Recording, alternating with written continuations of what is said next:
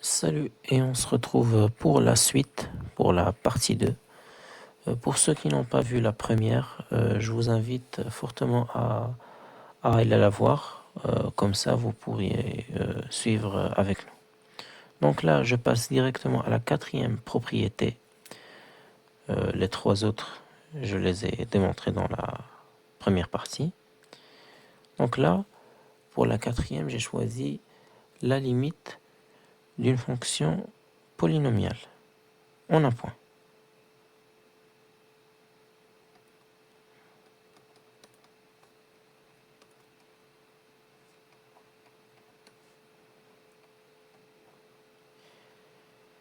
Et bien sûr, ici, on va même démontrer la continuité d'une fonction polynomiale. Parce que le résultat qu'on démontrera ici, ça sera que la limite quand x tend vers x0 de Pn de x est égale à Pn de x0. Avec, bien évidemment, Pn de x est égal à la somme de k allant de 0 jusqu'à n des alpha k x à la puissance k. Bon, là, j'ai pas besoin de préciser que alpha k appartient à R, c'est évident. Et donc là, comment je vais procéder? Premier réflexe qu'il faut avoir, c'est la récurrence. Bien sûr, parce que pour l'initialisation, on va justement utiliser la propriété 1 qui est la limite d'une fonction affine, que j'ai démontré dans la première vidéo. Et donc là, initialisation, je vais juste écrire propriété 1.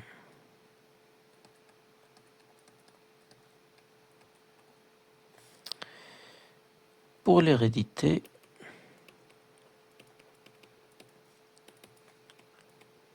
soit n appartenant à n étoiles,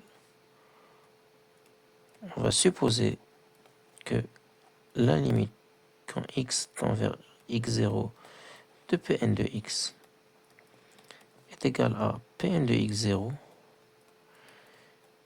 et on va essayer de montrer que la limite quand x tend vers x0 de Pn plus 1 de x est égale à Pn plus 1 de x0.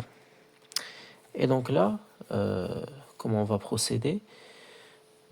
Bien sûr, Pn plus 1 de x, c'est égal à Pn de x plus l'élément, le dernier élément qui est alpha n plus 1, x à la puissance n plus 1.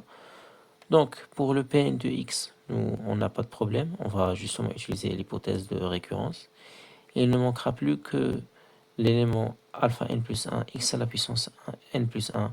Pour celui-là, on va s'en charger en utilisant la définition. Et après, on va sommer ces deux quantités en utilisant la propriété numéro 2, qui était la somme des deux limites. Donc je pense que pour l'idée, c'est un peu clair. Maintenant, on va rédiger tout ça d'une façon structurée. Je préfère donc commencer par la partie la plus difficile qui est démontrée en utilisant la définition que je vais l'écrire. Montrons que alpha n, que limite quand x tend vers x0 de alpha n plus 1 x à la puissance n plus 1 est égal à alpha n plus 1 x0 à la puissance n plus 1, c'est-à-dire en utilisant la définition, quel que soit epsilon positif, il existe une strictement supérieure à 0 tel que quel que soit x. Là, je peux mettre r, il n'y a pas de problème. Valeur absolue de x moins x0 inférieur à ou égal à delta implique que alpha n plus 1 x à la puissance n plus 1 moins alpha n plus 1 x0 à la puissance n plus 1. Tout ça, je vais mettre dans la valeur absolue et inférieur ou égal à epsilon. Donc là, je calcule la quantité qui est à droite, bien sûr, et je factorise avec alpha n plus 1.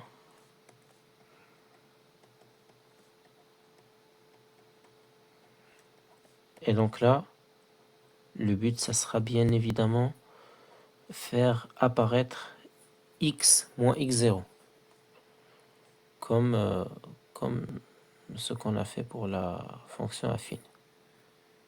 Donc là, j'ai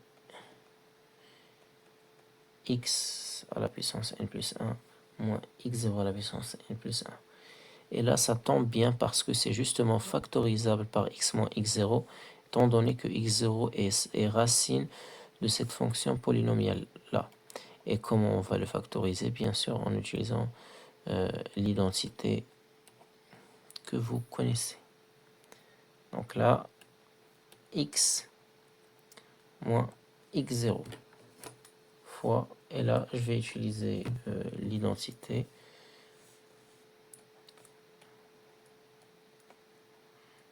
allant de 0 de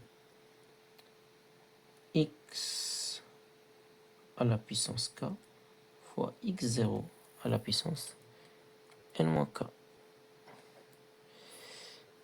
Et donc là, je peux venir ici et poser delta est égal à epsilon sur ça fois ça. Eh bien, non. Non et non. Faites très attention parce que c'est totalement faux de venir poser delta est égal à quelque chose en fonction de x. Parce que ça n'a strictement aucun sens. Vous attribuez à delta une valeur qui est variable, parce qu'ici on a le x qui varie, et ça n'a strictement aucun sens. Donc là, comment résoudre ce problème? Eh bien, il faut trouver une majoration pour ce x-là. Comme ça ne sera plus une variable. Et donc là, qu'est-ce qu'il faut faire? Donc là, on va essayer de réfléchir un tout petit peu. Donc, imaginons que je pose delta inférieur à 1, que j'impose la condition delta inférieur à 1. On aura donc x moins x0 inférieur à 1. Là, j'essaie en fait de trouver une majoration pour x. Donc là, ce que je peux essayer de faire, c'est voir si la majoration, c'est plutôt une minoration, pas une majoration, x moins x0 est inférieur ou égal à valeur absolue de x moins x0. Oui, c'est vrai, parce que si vous prenez vous comparez les deux carrés, tout comme pour prouver l'inégalité triangulaire, ici, de ce côté, vous aurez moins 2 fois la valeur absolue de x fois la valeur absolue de x moins 0, moins x0. Et là, vous aurez moins 2 fois x fois 0. Et donc, c'est ce côté-là qui sera inférieur à celui-ci. Et ça, c'est bien évidemment inférieur ou égal à 1. Donc là, je vais envoyer le moins x0 de l'autre côté. Et voilà.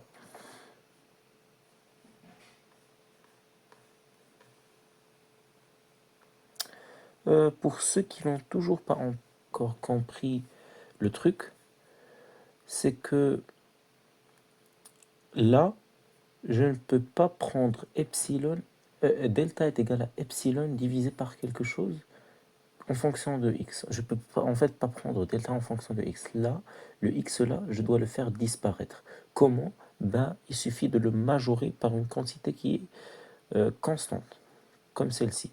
Donc là, je vais tout simplement remplacer ce x-là par 1 plus la valeur absolue de x0. Mais tout d'abord, je vais prendre...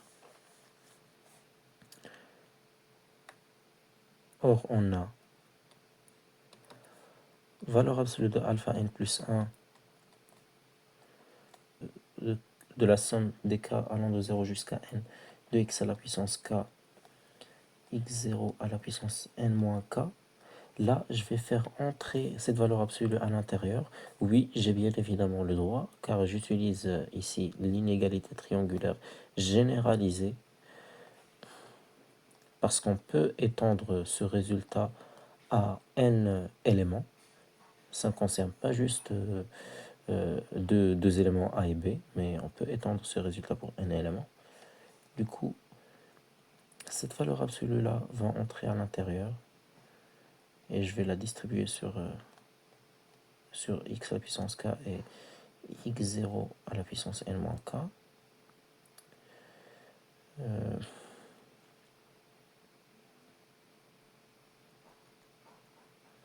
Donc là, je vais prendre cette quantité et la remplacer par 1 plus valeur absolue de x0 à la puissance k.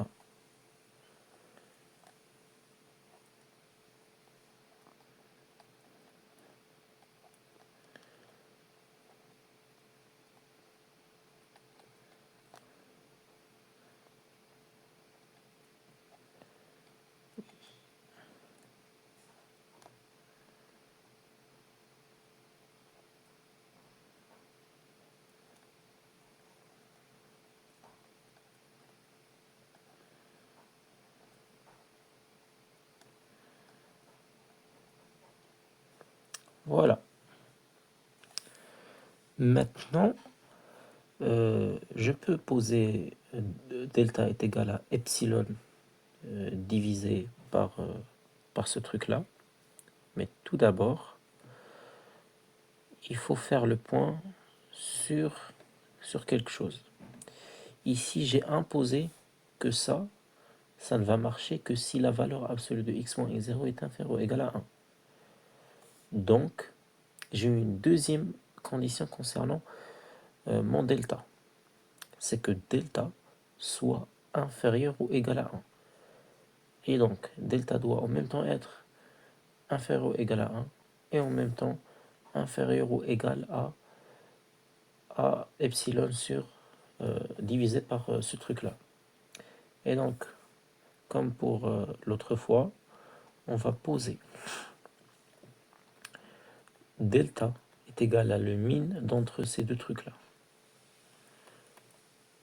Est égal à le min d'entre 1 et epsilon sur valeur absolue de alpha n plus 1 sigma de k allant de 0 jusqu'à n de valeur absolue de x0 à la puissance n moins k fois 1 plus la valeur absolue de x0 à la puissance k.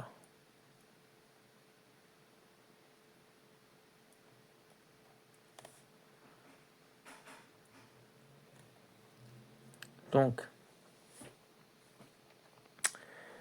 là maintenant, j'ai ces deux conditions qui sont vérifiées.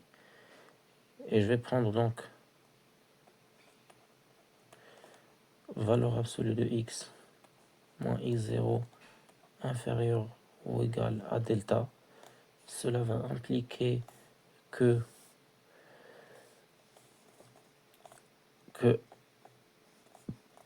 tout ça, je vais le rendre de l'autre côté.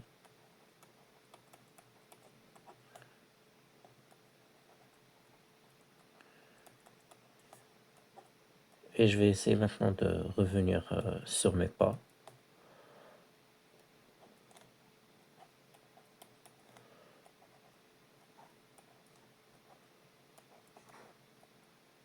Là, je reviens en arrière et je remplace ça par x à la puissance k. Donc ça c'est inférieur. Ah pardon, j'ai oublié le valeur absolue de x moins x0.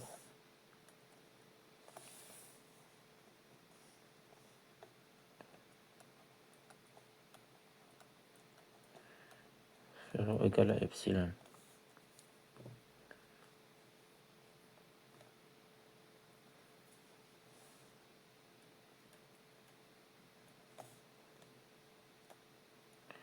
Ça c'est valeur absolue de alpha n plus 1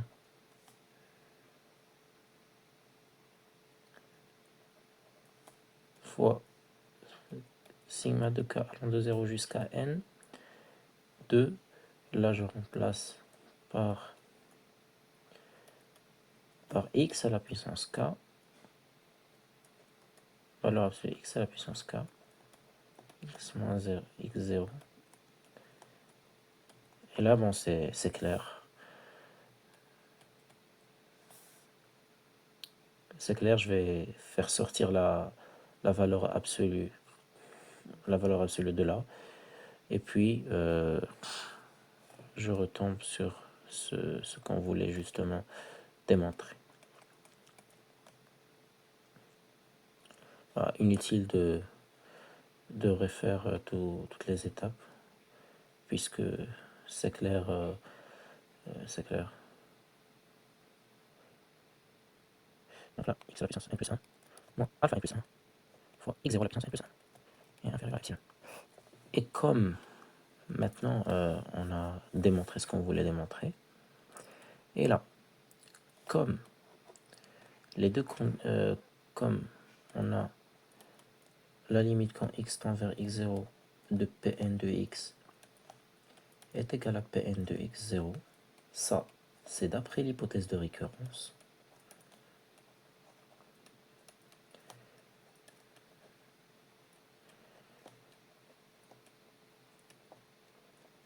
Et on a démontré juste là que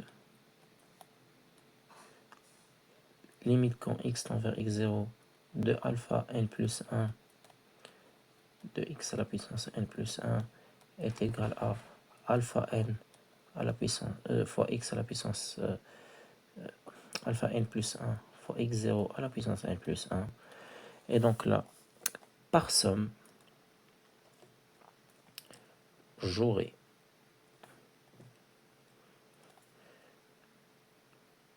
que la limite quand x tend vers x0 de Pn plus 1 de x est égale à la limite de x qui tend vers x0 de alpha n plus 1 x à la puissance n plus 1 plus, plus Pn de x. Ça, c'est justement alpha n plus 1 x0 à la puissance n plus 1 plus Pn de x0. Et là, je fais rentrer tout ça dans un même sigma et j'aurai Pn plus 1 de x0. Voilà, c'est ce qu'il fallait démontrer. Donc,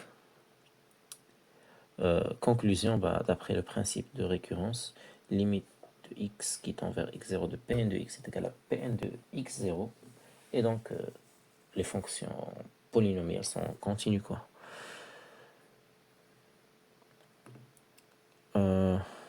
Là, je passe à la 5e propriété, et ça sera le produit de deux limites finies en un point.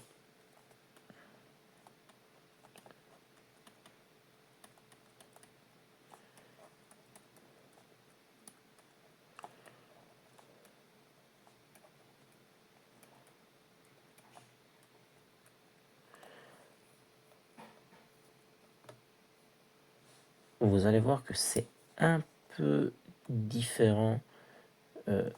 Ça sera un petit peu plus différent que la preuve qu'on a employée pour démontrer que la somme, pour démontrer la somme de limites.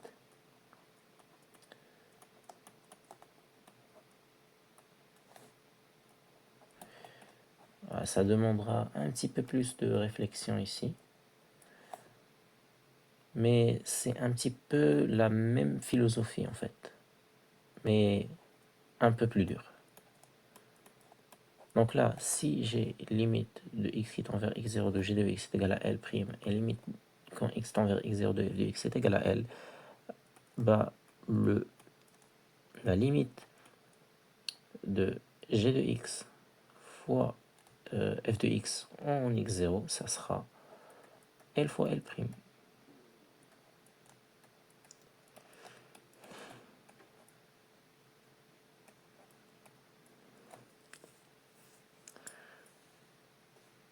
Et donc, ici, tout d'abord, je pose mes hypothèses ici en termes de définition de limite. Supposons que, quel que soit epsilon positif, il existe delta 1 strictement supérieur à 0, tel que, quel que soit x appartenant à i, qui est un voisinage de x0, valeur absolue de x moins x0 inférieur ou égal à delta 1 implique que la valeur absolue de f de x moins L est inférieur ou égal à epsilon. Et là de même,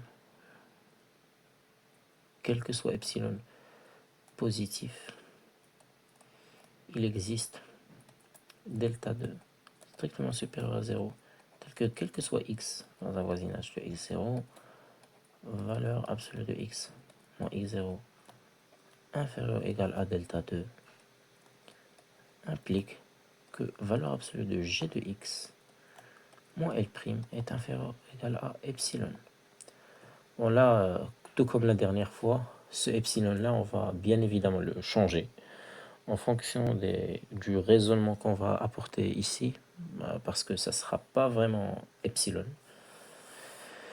Donc, là, ce que je cherche à démontrer, moi, c'est que, en quelque sorte, là, voilà ce que moi je cherche.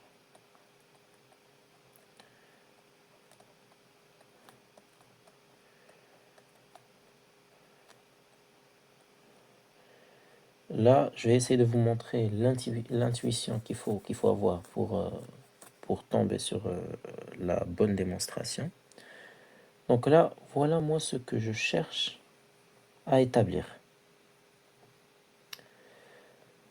Comment je vais faire? Je commence tout d'abord par faire quelques manips sur cette valeur absolue ici. Alors, on fait toujours ça en premier lieu. Et donc,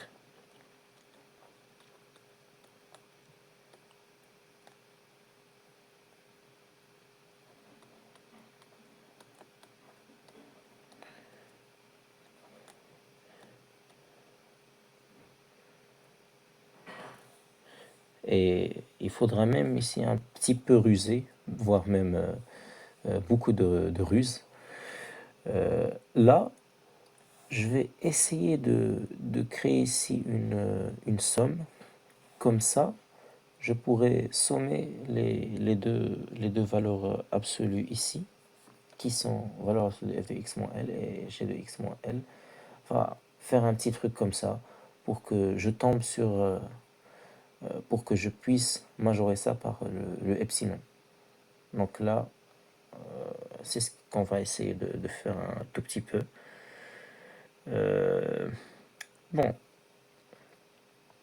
là, j'ai f de x fois g de x moins L fois L'.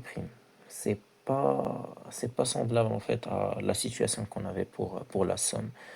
Parce que pour la somme, on avait f de x, f de x plus g de x moins L plus L', et là on avait utilisé l'inégalité triangulaire, tout ça, et c'était assez facile. Mais là, on va essayer de retrancher en fait, là, pour essayer de tomber sur f de valeur absolue de f de x moins L, je vais essayer de retrancher f de x moins L, f de x fois L, et de rajouter f de x fois L. Comme ça.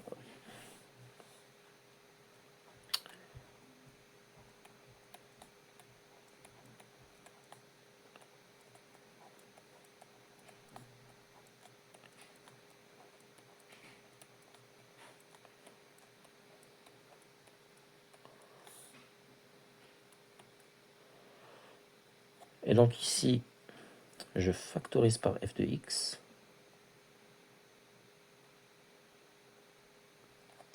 En fait, ici, si je factorise ici par f de x, j'aurai g de x moins L.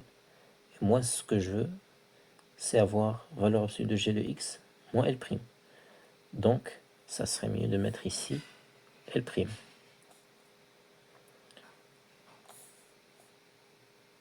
Et donc, là, je vais factoriser par f de x. J'aurai g de x moins L'. Et là, qu'est-ce que je vais faire? Je vais avoir, si je factorise par L',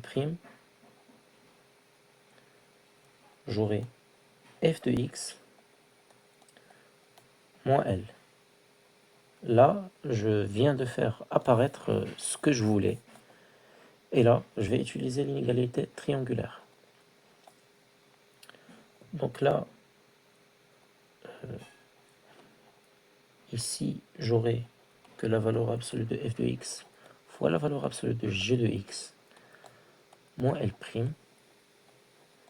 plus la valeur absolue de L' fois la valeur absolue de f de x moins L. Et là, on se rapproche un tout petit peu. Et on va essayer encore de faire quelque chose. Bon, là, je tombe sur la somme que je cherche. Mais maintenant, il faudra essayer de trouver une somme qui va au final valoir epsilon, qui aura pour valeur epsilon. Et n'oublions pas qu'on a le droit de modifier ces epsilon-là par une quantité qui est positive. J'avais expliqué pourquoi. C'est parce que on a ici quel que soit epsilon positif, et cette expression ne dépend pas de ce epsilon-là. On peut remplacer epsilon par n'importe quelle valeur strictement positive. Donc, ça sera majoré par la quantité qu'on mettra juste ici, et de même pour ça. Ok. Là, si je prends epsilon est égal à 1, ce premier epsilon-là, si je le prends comme étant égal à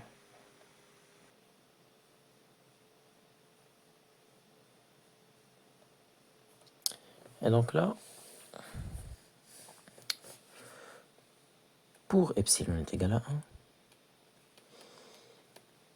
il va exister un autre delta que je vais appeler delta prime, strictement supérieur à 0, tel que valeur absolue de x moins x0 inférieur ou égal à delta prime implique que valeur absolue de f de x moins L est inférieur ou égal à 1. Et ici, je vais utiliser le même truc que tout à l'heure. Je vais envoyer la valeur absolue de L de l'autre côté.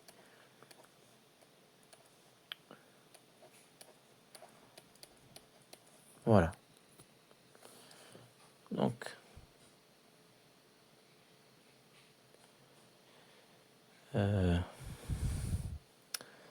maintenant, pourquoi j'ai fait ça? Puisque j'ai ici la valeur absolue de f de x, elle me gêne en fait. Pourquoi? parce que valeur absolue de g de x moins L', on va notamment la majorer par la quantité positive qu'on cherche.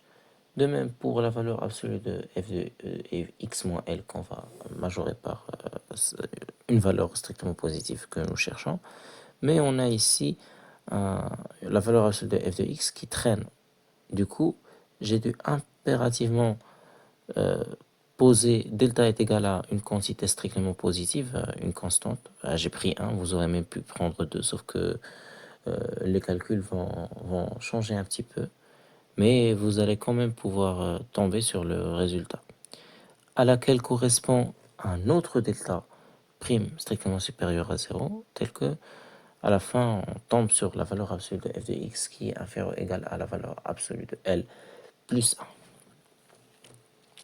Donc, mon delta final à la fin, il doit satisfaire 3 conditions. C'est d'être en même temps inférieur ou égal à 1, inférieur ou égal à delta 1, inférieur ou égal à delta 2. Du coup, je vais prendre tout simplement delta est égal à le min d'entre ces 3. Pour delta est égal à le min d'entre delta prime, delta 1 et delta 2. On aura bien sûr, je continue la suite, valeur absolue de x moins x0 inférieure à delta implique que la valeur absolue de x moins x0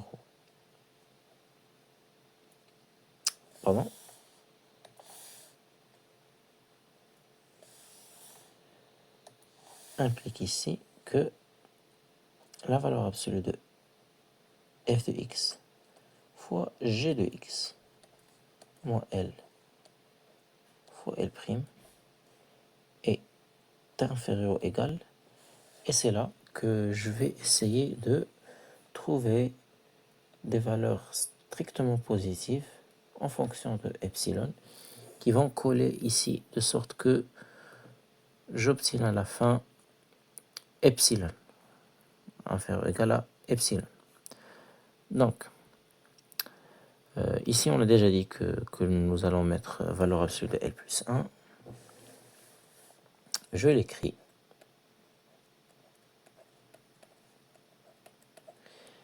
Et la meilleure chose à faire ici, et notamment ce qui est le plus intuitif, c'est que ça soit majoré par epsilon sur 2, et ça aussi. Et comme ça, je pourrais majorer par epsilon. Donc, pour que ça soit inférieur à epsilon sur 2, valeur absolue de g de x moins L' doit être majorée par quoi? La réponse est bien évidemment epsilon sur 2 fois la valeur absolue de L plus 1. Du coup, je vais venir ici, juste en haut. Juste en haut, et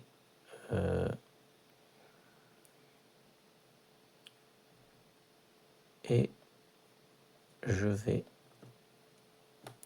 poser à la place de epsilon sur la valeur absolue de L plus 1 fois 2. Je ne dois pas oublier le 2. Et donc là, ces deux trucs-là vont se simplifier.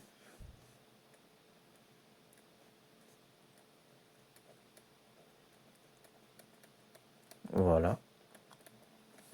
Et maintenant, pour ça, je vais essayer de faire la même chose. On reste dans ce qui est le plus intuitif. Tant qu'il y a une méthode intuitive qui fonctionne, c'est OK.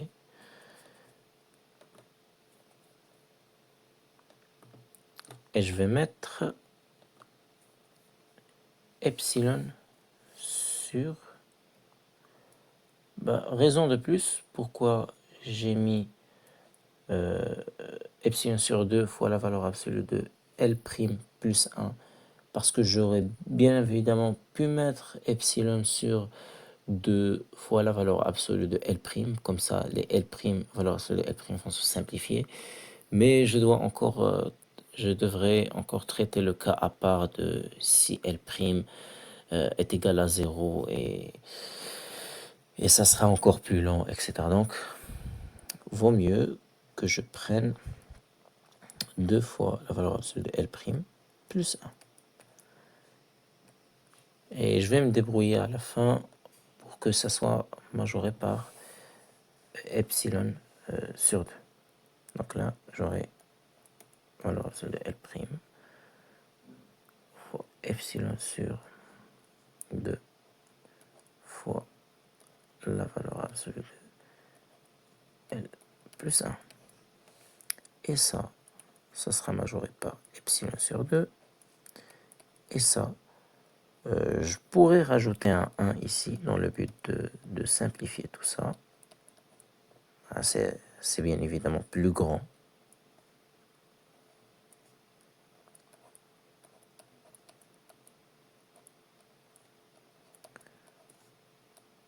Sinon, du coup, j'aurais epsilon, epsilon sur 2 plus epsilon sur 2, c'est donc inférieur ou égal à epsilon. Voilà, c'est ce qu'il fallait démontrer. Donc là, on passe au 6e résultat que nous allons démontrer, et c'est le théorème de Gendarme.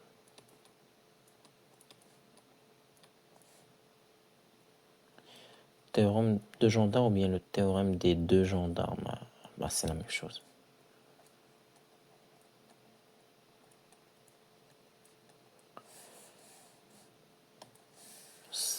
Son énoncé est que si f de x est compris entre u de x et v de x et limite quand x tend vers x0 de u de x est égal à limite quand x tend vers x0 de v de x est égal à L, alors la limite quand x tend vers x0 de f de x est égal à L.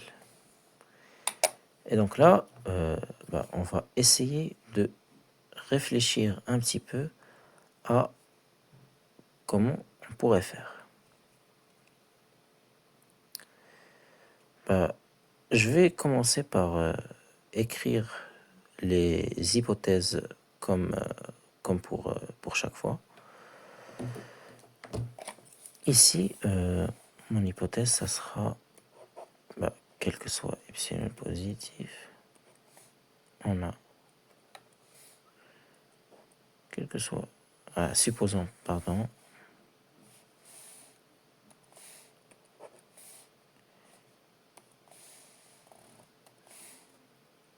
je vais écrire supposons que, quel que soit epsilon positif, il existe delta 1 strictement supérieur à 0, tel que, quel que soit x, appartenant à i, valeur absolue de x, moins x0, inférieur ou égal à delta 1, implique que valeur absolue de u de x, moins L, inférieur ou égal à epsilon, et quel que soit epsilon positif, il existe delta 2 strictement supérieur à 0, tel que, quel que soit x, dans un voisinage de x0, valeur absolue de x, moins x0, est inférieur à delta 2, implique que v de x moins L', inférieur ou égal à epsilon. Donc là, donc ici, je vais aller directement, puisque on a les mêmes trucs qui se répètent à chaque fois, je vais aller directement et poser, prenons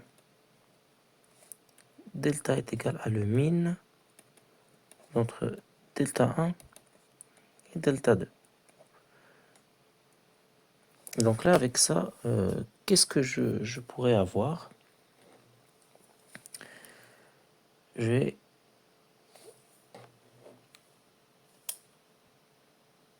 vais avoir que pour j'aurai donc si valeur absolue de x moins x0 inférieur à delta, ça va impliquer à la fois que valeur absolue de u de x moins L inférieur à epsilon et que valeur absolue de v de x moins L inférieur à epsilon. Et donc, j'aurai que g de x, v de x et u de, pour v de x et u de x, l'encadrement suivant. On va encadrer v de x et u de x. Donc là, j'aurai ici moins epsilon u de x moins L et epsilon moins epsilon et epsilon. Ça va impliquer que u de x compris entre L moins epsilon et L plus epsilon. De même pour v de x. L moins epsilon et L plus epsilon.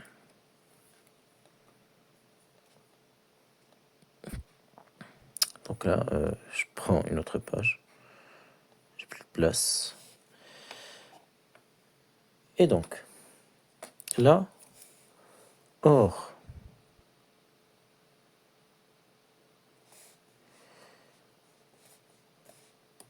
f de x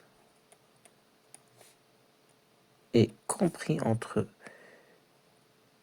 u de x et v de x.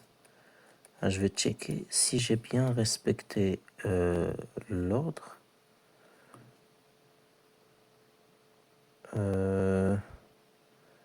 Oui, c'était u de x à gauche et v de x à droite. Et donc, u de x, c'est inférieur à epsilon moins L. Moins epsilon plus L.